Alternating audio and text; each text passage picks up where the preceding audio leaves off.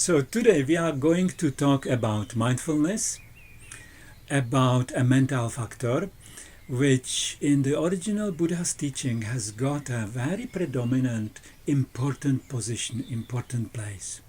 Lots of emphasis on this particular feature.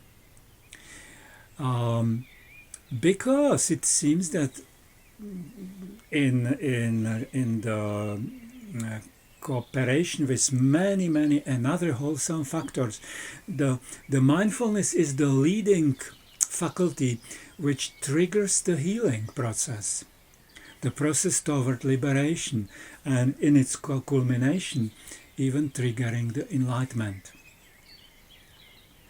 So let's be clear that in the old scriptures, old original Buddhist scriptures, mindfulness, the sati, is appearing on so many places. It is one of the 5 mental faculties, the indriyas. It is one of the spiritual powers, the balas. It is one of the 7 factors of enlightenment, the bojjhangas, and it is the first one there, named as the initial first factor. And also it is in the Eightfold Noble Path as the link number 7, Sama Sati, the path towards liberation.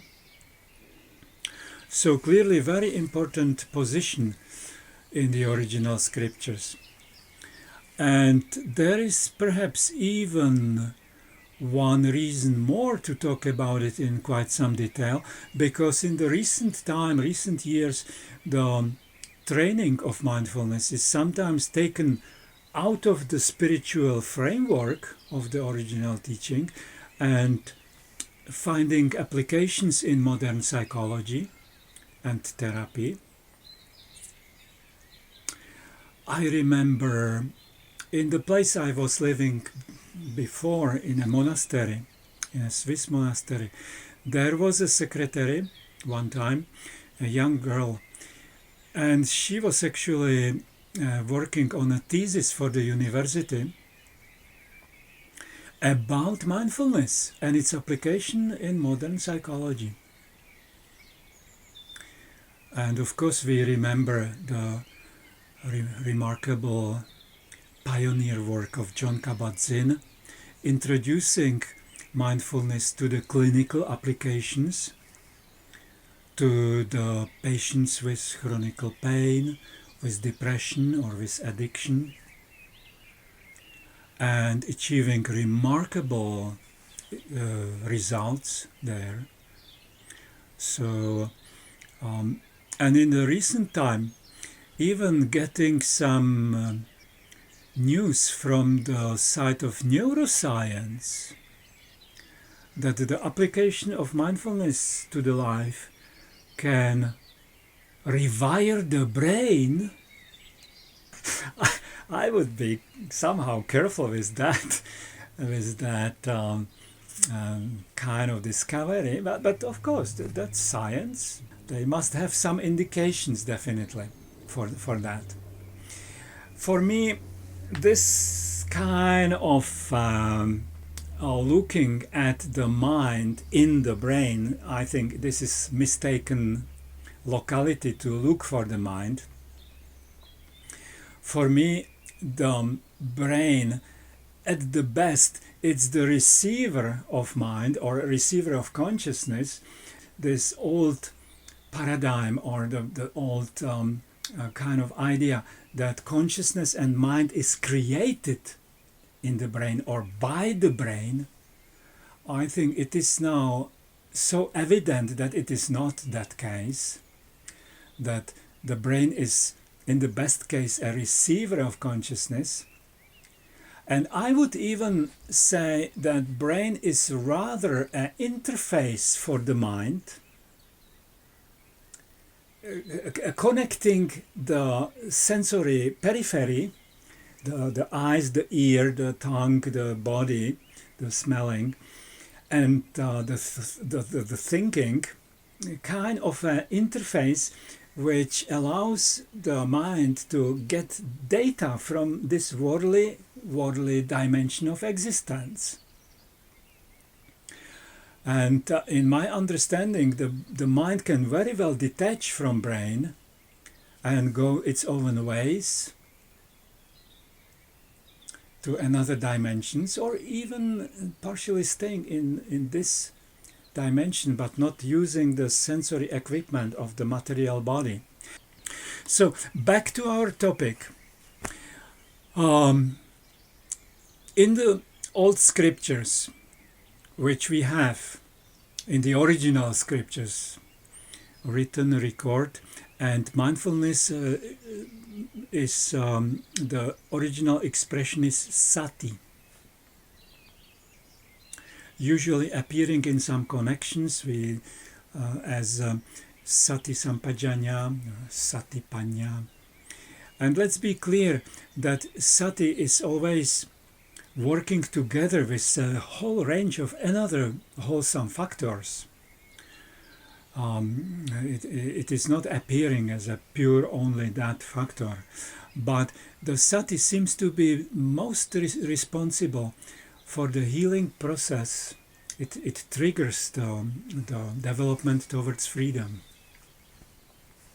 So in this reflection, in this talk, I would have especially two objectives, main objectives, to reflect about the way the mindfulness is healing and bringing all this positive developments. That would be one important area to make us clear what is the Buddha's medicine he's offering to the humanity. And the other objective is still remaining, it's much better, but still remaining some confusion about the application and areas of mindfulness in our life, in our Dharma life. So trying to clarify eventually existing confusions. So going first to the area how the mindfulness works. You know, this bringing the mind towards the actuality as it is taking place, getting this presence of mind, directing the mind towards the things which we are doing right now, how this should make any improvement and even trigger very important purification process culminating in enlightenment. So to help us to understand it, let me mention one of the very high insights along the practice of vipassana meditation, insight meditation. It is called yatha bhuta. The insight is to see the things as they really are. Meaning seeing the truth. This gives us the understanding how mindfulness is actually correcting and healing, really, by letting the truth come into our life more and more. And the psychology has correctly noticed that this process of this kind of a correction is basically identical with the mental health and improvement of quality of life, bringing the life in alignment with the truth, which when we roll it back means that normally the humanity, that we are living in lies and distortions and delusions, illusions, fantasies, projections, distortions of actuality, Krishnamurti actually expressed this so beautifully. He said, it is not our wish or our effort to become free, it is the truth which liberates.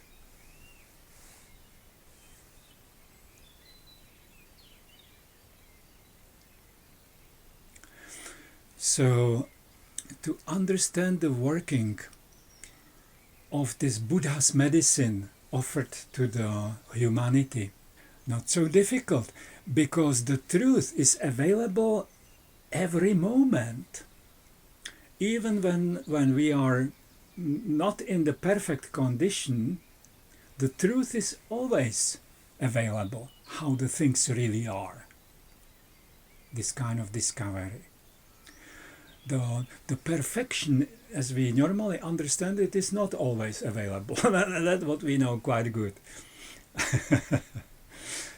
But the truth can be discovered any moment, theoretically.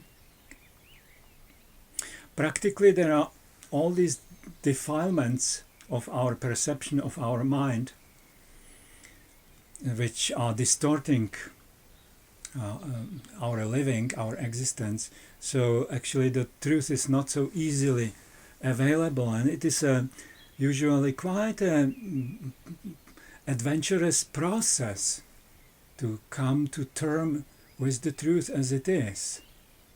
And it is not only the conventional truth, it goes much further than that. Now, talking also about the different possibilities of translation, the original term sati or samasati into foreign language, into Western languages, English and others. Mindfulness, very, very nice actually translation in English. German language has Achtsamkeit, Gewahrsein, Aufmerksamkeit. Achtsamkeit is not so very good, that means attentiveness only. Attentiveness is too general. Mindfulness in the Buddhist understanding is a very specific kind of attentiveness. It is rather a kind of watchfulness, I would say. A kind of supervision. The characteristic of supervision is it is not soaked and submerged in the story itself.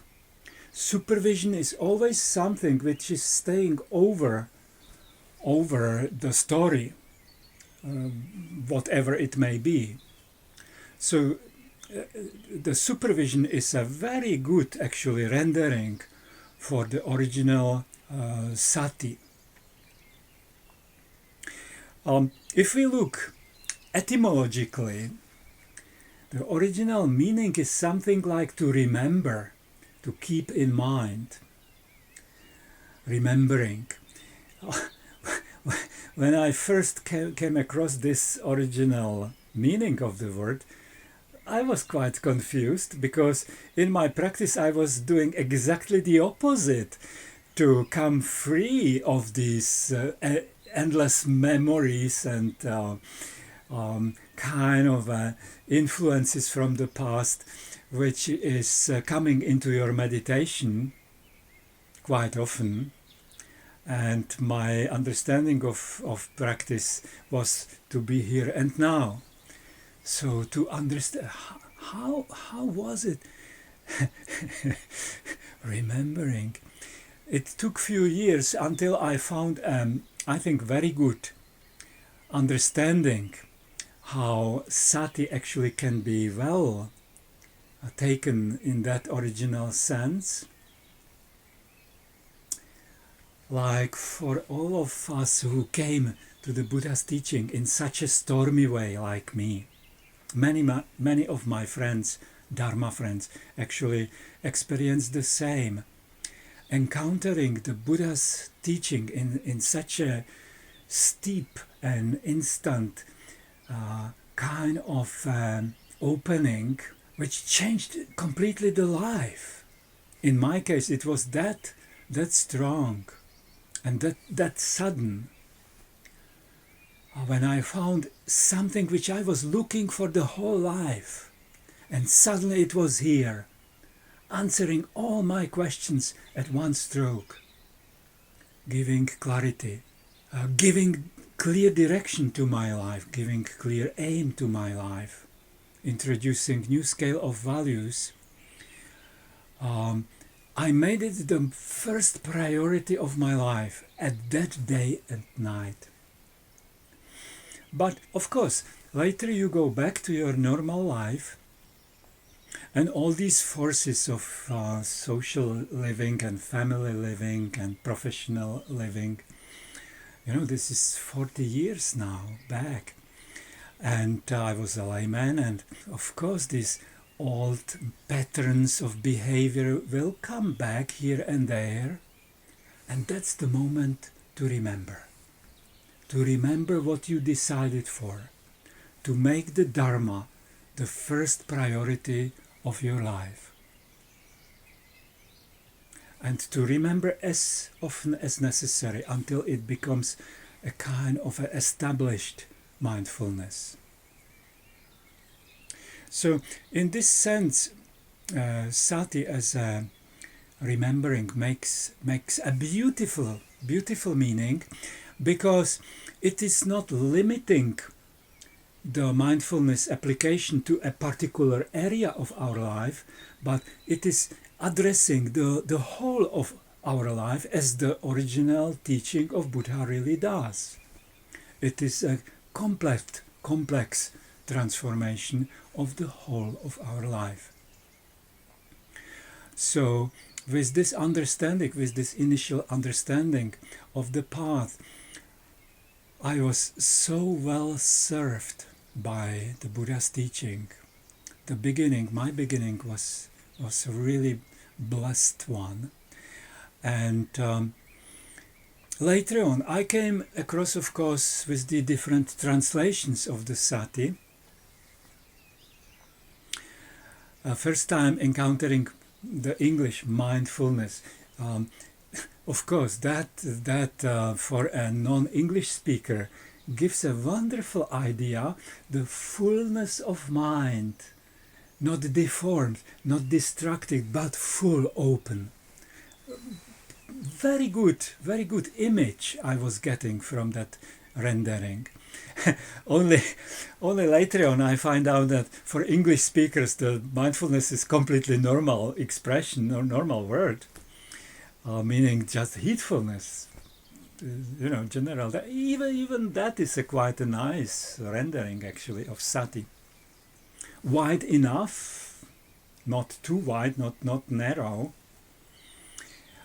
If you render it as a presence of mind, this is not sufficient. Not every presence of mind is really wholesome. Thinking when you watch television, a football match, your concentration and mindfulness is 100%, I'm sure, if you are a fan of football. Absorbed in especially the mistakes of the counter team. Noticing every little happening in that quick game. It is not wholesome, clearly not. It's in the best way, it is neutral. So I will mention now one story to clarify why I am bringing this second objective, clarifying confusion. It happened about 35 years ago when we started the first Dhamma group in Bern in Switzerland. And we would we would come together every week and sit for 1 hour. Then we would drink tea and discuss some Dhamma-related topics, or Dhamma-less related topics, as the life of these groups usually looks like. I remember one of the memorable discussions at that time. That was the beginning, really. And our understanding mostly was that Buddha's teaching means this super intensive practice of insight meditation. That was somehow the idea. But one evening we got also the Professor Henking. He was a respected member of our group, and one particular time he was joining. And he came with the idea that mindfulness, especially mindfulness, should be applied to the everyday situation as well. Today it is evidently so, and everybody knows about that. But 35 years ago, that was quite some new discovery. And Professor Henking said, he brought an example: when I write a letter, I should do it mindfully. That was the time without internet, so writing letters a lot. And I remember my reaction, coming, what? This is impossible. You see? And at the end, when I was bringing my argumentation, correct from my side, finally we could agree, we found some common ground, that at least the signature at the end of the letter can be put mindfully. So just indicating there is some kind of misunderstandings probably still hanging around about these things.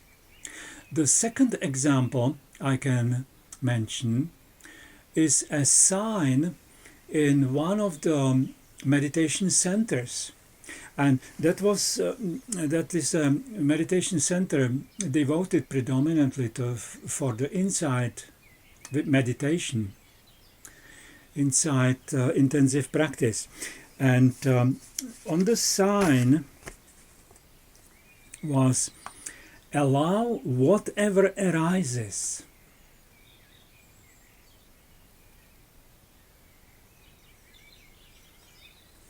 And the great Buddhist American scholar Bhikkhu Bodhi, very respected person in the area of the original scriptures, he countered with the quotation from the suttas when the Buddha is teaching the monks.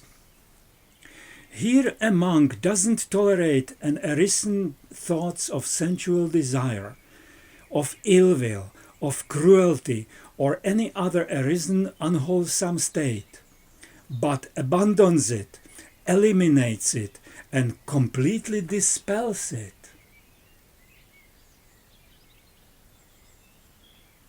This is the advice of Buddha. So now, step by step, slowly coming to the other objective of this talking, of this reflection. Applying mindfulness correctly in the line of the original teaching of Buddha.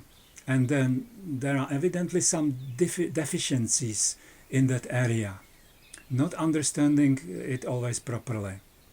And for the purpose of this clarification, let me divide our life, our Dharma life, into 3 different areas in which the mindfulness should be applied, but in an appropriate way, in a slightly different way. But let me say already now that all the 3 areas are equally important, not to make one more important than the other. That's the usual mistake the Western culture is doing chronically. And starting with the first area of mindfulness, that's the area of our everyday life as it really is, with all these social contacts, with the family lives, with the professional lives, with the difficulties how to pay the mortgage back, with the problems the children are bringing home from the school, with our personal problems with the colleagues or with the neighbors or the partner, or the normal lives when we are planning the next holidays and all that. Let's be clear that this is the largest area of our normal everyday life. And of course, the Buddha's teaching and the application of mindfulness to this area of our existence is so important, because exactly here the application of mindfulness can bring instant improvement. The others, the intensive meditation and this kind, usually it takes time, but this one is instantaneous. Each of these three areas also has a kind of simile in the old text, so that we can see how Buddha is exactly meaning it. The simile, the parable for application of mind in our everyday life, is the gate watcher, the guard in the entry. What is the task of the man in the entry? To allow all the invited guests inside and welcome them, and to keep away all the uninvited. And we probably instinctively understand what is meant by that. The guardian, that's the mindfulness itself. And this mindfulness in our everyday life should distinguish between that what is wholesome and that what is not wholesome. And we should invite and develop these things which are wholesome, and we should keep away those things which are unwholesome, exactly as it was the quotation Bhikkhu Bodhi brought from the scriptures.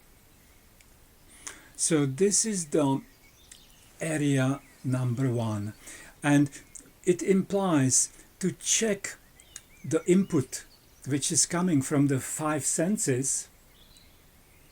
And of course, if it is tainted by greed or hatred, that's definitely something we should apply a gentle kind of restraint, sensual restraint, the meaningful one. And even more, this area of mindfulness is watching over the atmosphere of our mind, if it is wholesome or unwholesome. And evidently the negative emotions should not be developed and should be replaced by positive emotions. Also, the contents of our thoughts, the thoughts connected with cruelty or lust or hatred, definitely something which is not beneficial, and it makes not our life better. But even to keep eye open over our motivation and reactions, it's a large area, and it needs quite some training, that this kind of mindfulness will be a part of our living, established standard of our living. And this is what the Western people usually don't develop sufficiently. So here the hallmark of this mindfulness is the sensitivity towards what's beneficial and what is damaging, what is wholesome and what is unwholesome. So application of mindfulness in this area is strictly dualistic, distinguishing between good and bad, between wholesome and unwholesome. And let's be clear that we will know what is wholesome and what is unwholesome on account of knowing the Buddha's teaching, knowing how the karma works. which means to have the right view. So the mindfulness should be paired with the right view.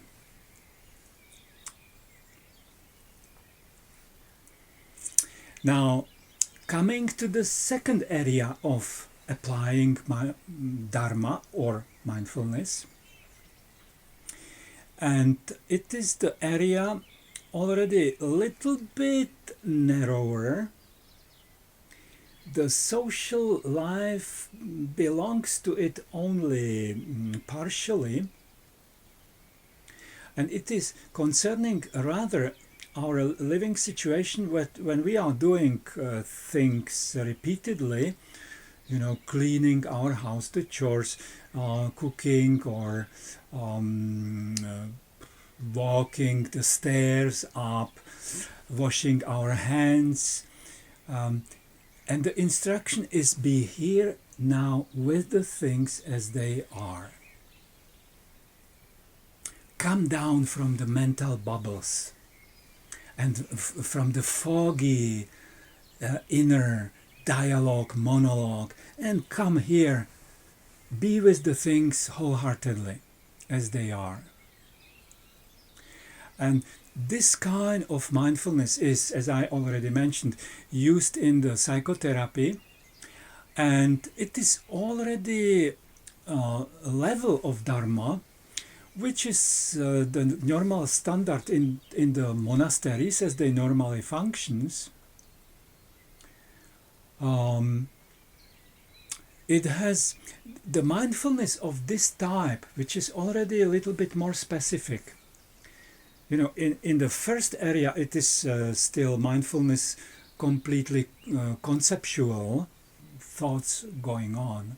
Here in the second area, the thoughts still exist, of course, the wholesome thoughts, usually called yoniso manasikara, wisely reflecting about the things that belongs to the second area, clearly helping us to tune the mind correctly,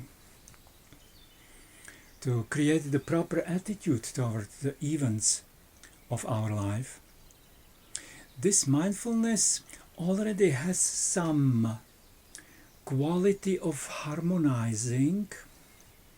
It has even the slight quality of forgiveness,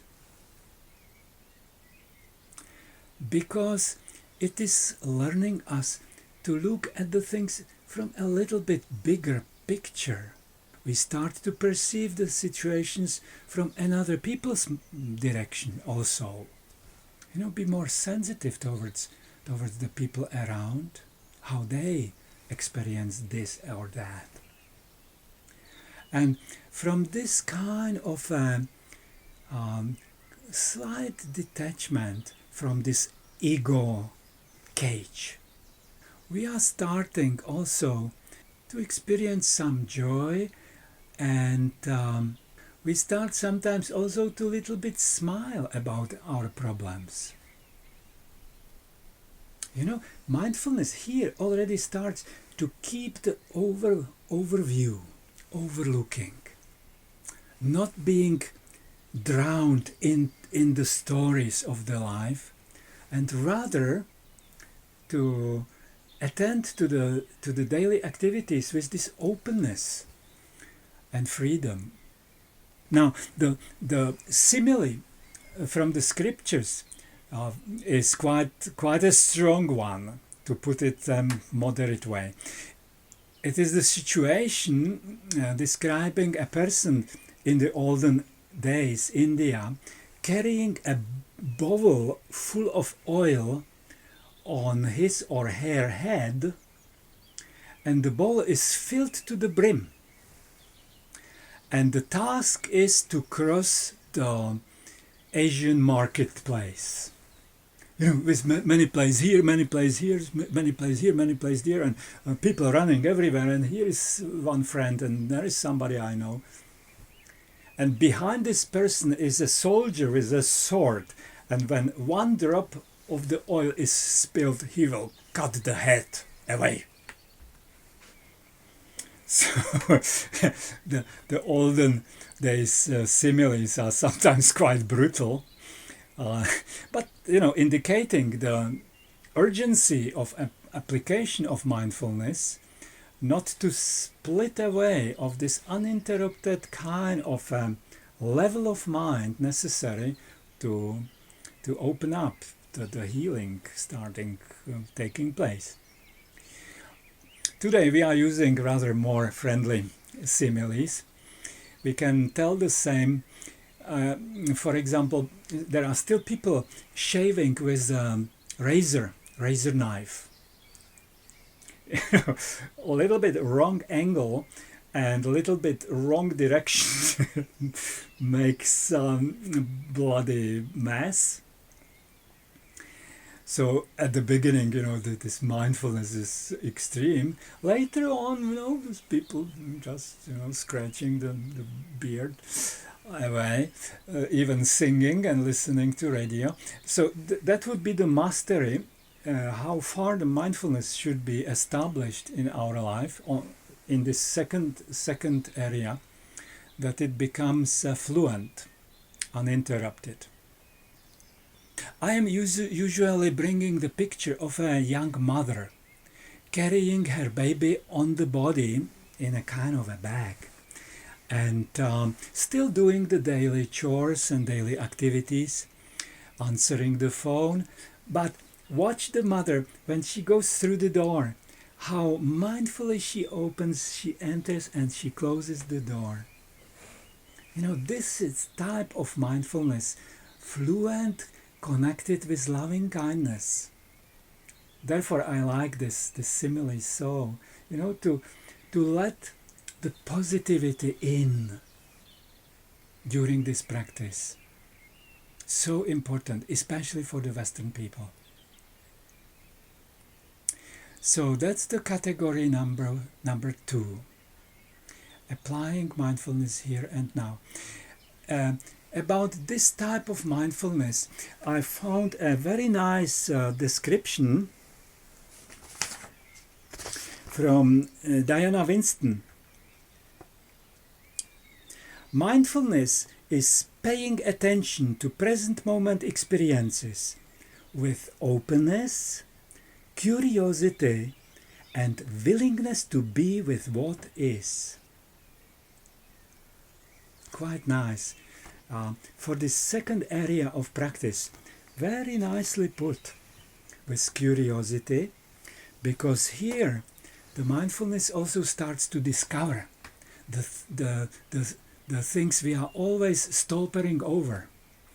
This repressed material, psychological material, where the mind always avoiding this topics or things because it's painful. And bringing to mindfulness to this area means, to open it and to integrate these parts of ourselves, of our psyche. So understand also correctly that the application of mindfulness sometimes is quite difficult task to do when it starts to tackle these areas, difficult areas of our life. Usually quite some resistance will come from the area of our ego, because the ego lives in these fantasies and self-disparaging ideas and all these clouds of mind. That's the area the ego is living. And when we are systematically applying mindfulness in this way, of course, the ego is feeling it is coming to the collar already. So throwing 1,000 reasonable arguments to stop that kind of training. It's useless and meaningless and wasting your time. So it is not always easy. That's the message. And you need some clear decision and stamina to really practice even through the difficult passages of the practice. Fortunately, the difficult practice is usually balanced with the beauty of the new discoveries of freedom. Now, Coming to the third area of applying mindfulness. And this is the area when we devote quite some time for a very intensive and systematic development of insight meditation, usually in form of a retreat. When we are 1 week or 2 weeks or 3 months in a continuous development of the insight meditation, deepening the whole range of wholesome factors. But again, the mindfulness is very probably the predominant one. But here, the hallmark of this training, advanced training, especially in the advanced stages, is the non-identification with the experience itself. You know, the first insight along the path of insight is called Namarupa Parichida Jnana, which means, sometimes I joke a little bit and call it the triality. You know, in the beginning, it is just the object and the mind becoming aware of the object, a kind of a dual perception. Later on, this may come together, and there is a passage of non-duality in our insight practice, usually not very long, and then it opens up towards the triality, when there is again the consciousness or mindfulness being aware of the object, but there is a general awareness being aware of this kind of process taking place all the time in our life. Object and becoming aware of it. That's our life. That's what we call our life. And the new discovery is that it is possible to become aware of the mind in the sense that we are not the doer or the thinker or the decider in our life, and we can see how these 5 elements of our being work together by itself, as that's the nature of them to work, and nobody is running the show. And this is a very high insight along the path of anatta, of not self, meaning this, that in the ultimate reality there is nobody running the show. And lots of freedom coming from this. But there are much more things to realize along the path, just indicating how breathtaking the insight meditation can get, and that it normally requires quite a protected environment when we do not need to answer the phone when they are cooking for us, and we don't have any social life, we don't speak at all during this kind of training, perhaps with the teacher. And, you know, indicating that the mindfulness in this third area is really having the non-reactive quality indeed, and the detachment also is fully involved in that practice. There is no more reaction, because the mindfulness is catching all these tendencies in our mind to react blindly, automatically, and everything is becoming conscious, so that we can really be at the wheel, at the steering wheel of our life, and that it is not the ego with the tendencies of greed and hatred and delusion which is running our life, but it is the wisdom and the compassion which is the decisive factor, the leading quality of our life.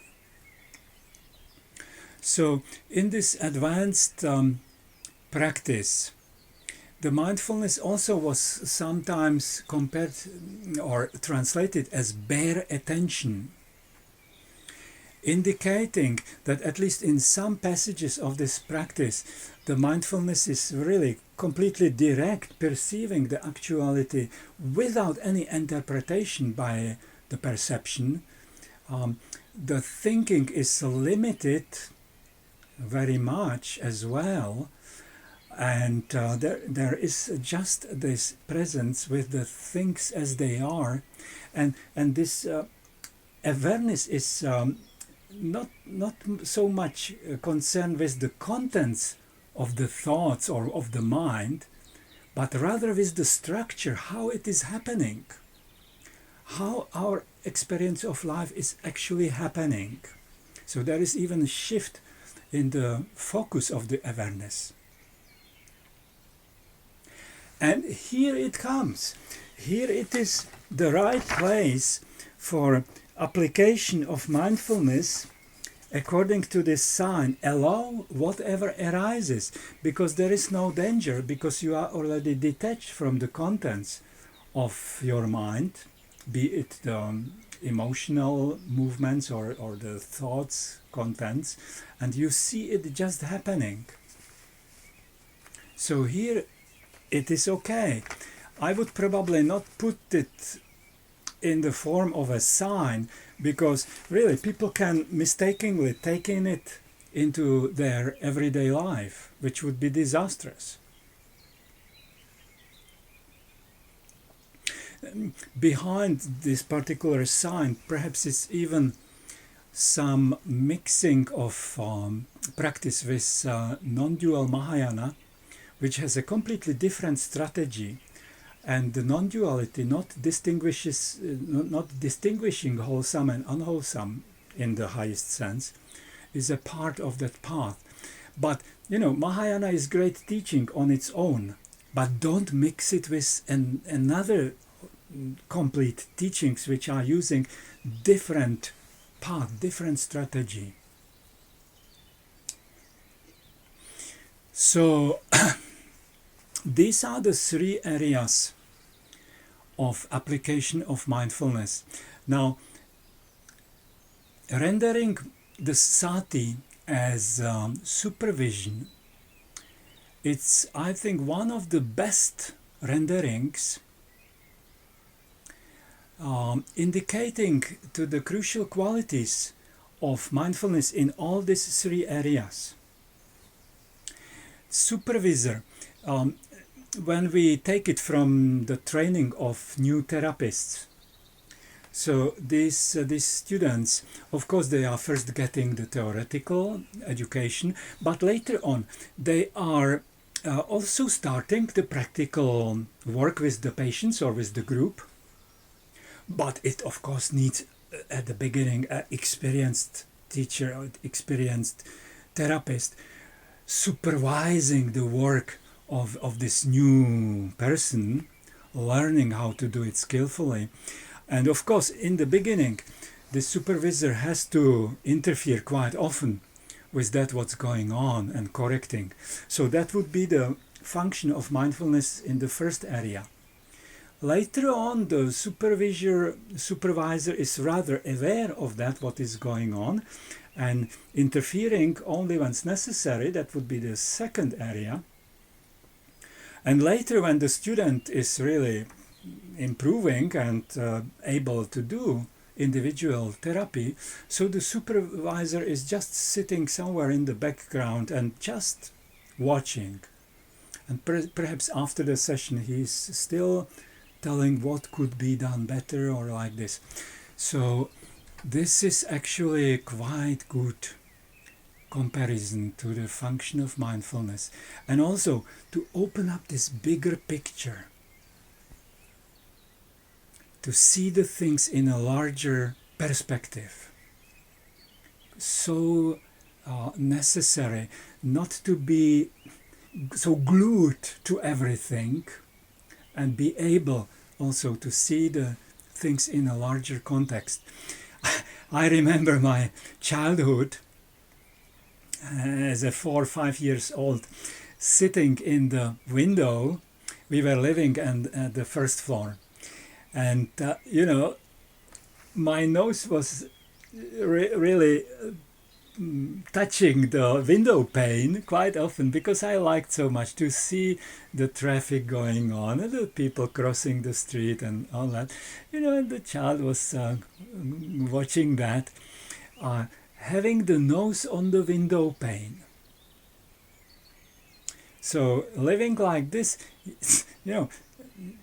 you cannot see the window in that situation.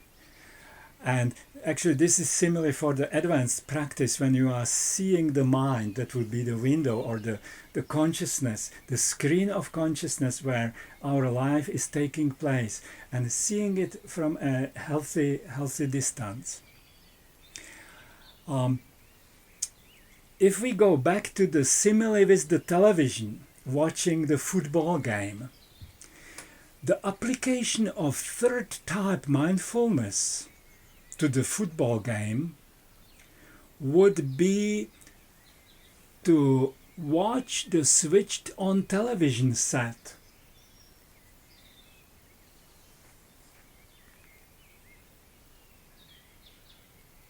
Where the game is taking place. And the simile. Okay, here is one simile for the final realization. It's again quite brutal simile. The butcher is taking off the hide of a cow completely, skillfully. And then he will put it back exactly as it was before.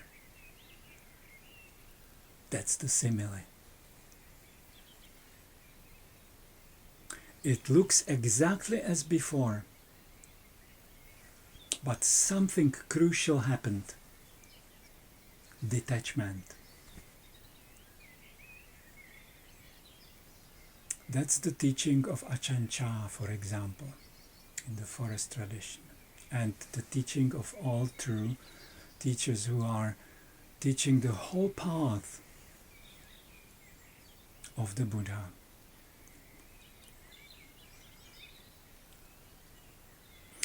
Let me finish this long talking. First, I will go a little bit over my notes. If I have forgotten something, well, I think I was dealing quite well with that.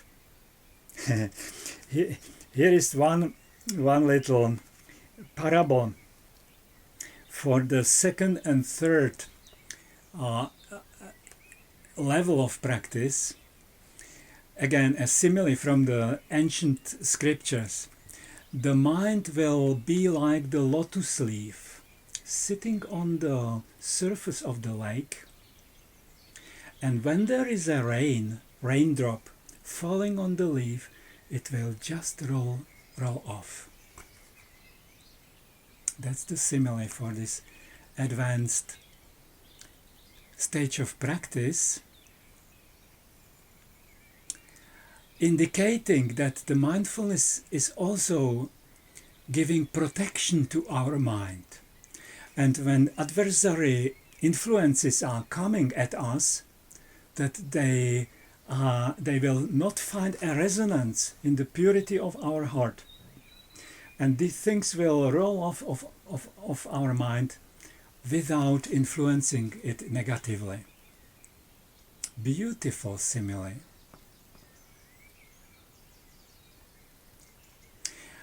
And in the modern days, the teachers usually speak about Teflon mind. Yeah, nothing burns on the Teflon pan. If there is no Teflon, so you have to scratch it after some burnings. But when there is a Teflon coat on that, it is easy to clean. So this simile.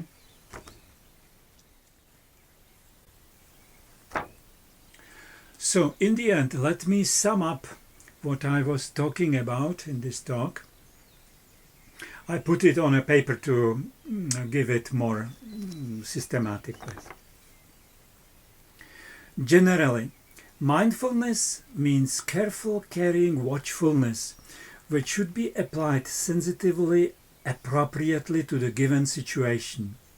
And this is the connection of sati in the scriptures with sampajanya. Quite often it is mentioned in this connection, meaning the appropriate application of mindfulness. The right mindfulness means mindfulness which is free of lobha, dosa, moha. That means free of greed, hatred, delusion. That's the hallmark of the right mindfulness. Now, in the first area of application, in our active everyday life, mindfulness watches over the quality and wholesomeness of our mind, developing positiveness, taking distance from evident unwholesomeness. And this also includes a gentle, meaningful restraint over the sensual input.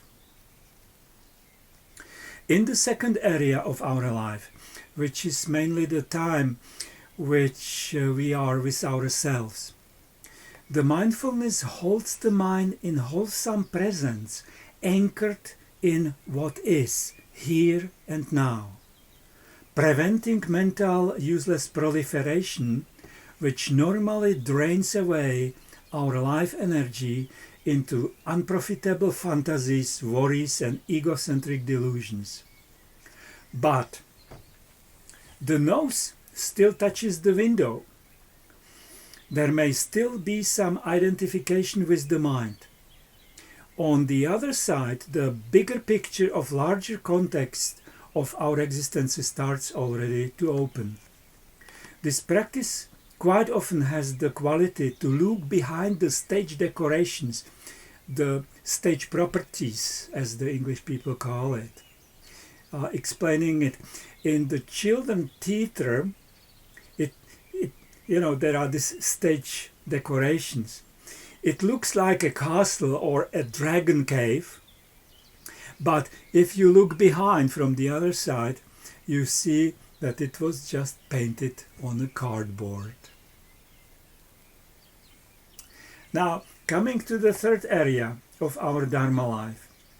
During formal practice of insight meditation, the mindfulness is pure watchfulness, pure witnessing without being sucked into the story. The quality of supervision stands out in the characteristic of not being submerged in the content of experience, just seeing it happening. The noticing quality of that mindfulness can discern even the hidden moves of mind, discovering what was not clear before. The thoughts become just further object of awareness, seeing it appearing and dissolving. Now, also coming to the initial discussion with Professor Henking about writing letter mindfully. He actually thought to apply mindfulness of the first category, which is absolutely okay for that particular activity. But I was coming from intensive meditation. For me, the mindfulness meant pure witnessing, far beyond conceptualization, far beyond language. So of course we were right in our own way, but we were not clear about these different categories of application of mindfulness. Sometimes this advanced mindfulness was called bare attention, but such a definition can invoke incorrect understanding of that practice to be a bare meditation, to be a barren meditation. The designation bare attention is based on a passage in the scriptures when Buddha gives final instruction to Bahya, on account of which Bahya experiences sudden enlightenment. And it goes, In the seen, let's be only the seen. In the heard, only the heard. In the sensed, only that what is sensed.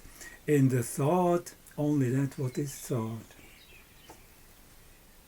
Instead of bare attention, I would rather call it the direct perception of actuality as it really is.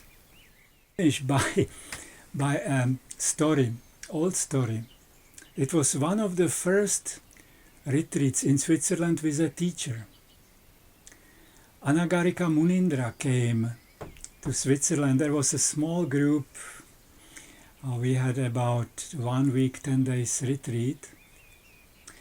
And Munindra was a teacher, Indian. You know, this very short person, beautifully smiling, very, very fresh one, beautiful person. And unlike the Burmese masters, you could address him really, you could reach him very easily. And so of course we were coming with our curiosity fully, and Munindra was open. And so we were asking him, Munindra ji, how is it the enlightenment? Please tell us, how is it to be enlightened? And Munindra shining, describing, yeah. When you practice the mindfulness really systematically, you must practice meditation systematically, and so the mindfulness will deepen and develop. Mindfulness will certainly deepen and develop, develop, and then suddenly it happens. Suddenly happens. You know, the enlightenment. That's like a new house, new beautiful house, and there is a table inside, and full of beautiful, delicious food on the table, full of food, and all the windows are open, and all the doors are open. There is a light in that house, but nobody home. So that's the description of enlightenment, the simile for enlightenment. So we can, I think, close with this. Again, let me repeat, in the Dharma, practicing Dharma, not neglecting any of these 3 different areas of practice, developing them parallelly to achieve real healing in many different ways, the psychological healing and especially the spiritual healing.